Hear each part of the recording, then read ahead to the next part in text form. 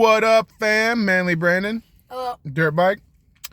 Today we have Chef Robert Irving's Fit Crunch Mint Chocolate Chip High Protein Baked Bar.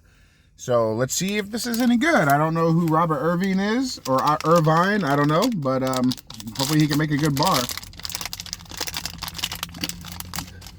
Wait, what is this exactly? It's mint chocolate.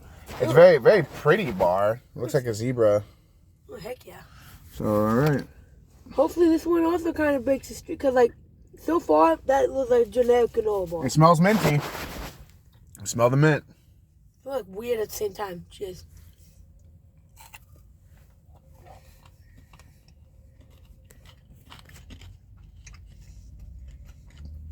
Tastes like a thin mint. Not bad. Would get again. Good job, Robert Irving.